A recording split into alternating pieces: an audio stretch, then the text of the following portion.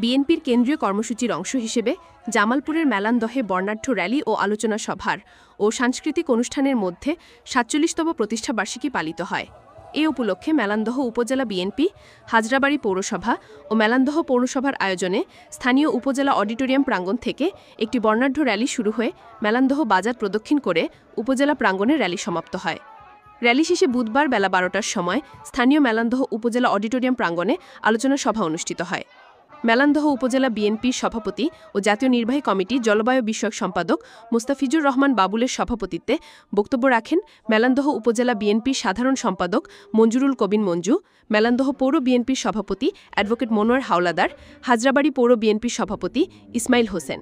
পরে আলোচনা সভা শেষে মনোজ্ঞ সাংস্কৃতিক অনুষ্ঠান অনুষ্ঠিত হয়।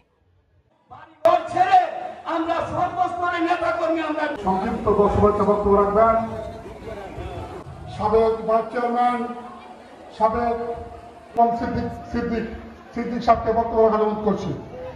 দেখতে চাই, বানাতে চাই, এই প্রত্যাশা রেখে এর মধ্যেও আমরা কষ্ট করছি, দিনের পর দিন, মাসের পর শেষ করছি। খোদাফেজ বাংলাদেশ জিন্দাবাদ। আমরা নির্বাচন চাই, অবাধ নিরপেক্ষ সুষ্ঠু নির্বাচন আমরা চাই। আপনারা চান না? বাংলাদেশের মানুষ চায় না? বাংলাদেশের মানুষ চায় অবাধ নিরপেক্ষ সুষ্ঠু নির্বাচন। বাংলাদেশের মানুষ ভোট সেন্টারে যেতে চায়, ভোট সেন্টারে গিয়ে লাইনে দাঁড়াতে চায়, ব্যালট পেপার হাতে চায়, সিল হাতে চায়, পছন্দ মতো প্রার্থীকে ভোট দিয়ে বাংলাদেশের মানুষ এমপি বানাতে চায়, তাই না? আমাদের দল আমরা ক্ষমতায় যাওয়ার জন্য লালায়িত না। যারা তারেক রহমান প্রধানমন্ত্রী হওয়ার জন্য লালায়িত না, আমি বাবুর এমপি হওয়ার জন্য লালায়িত না।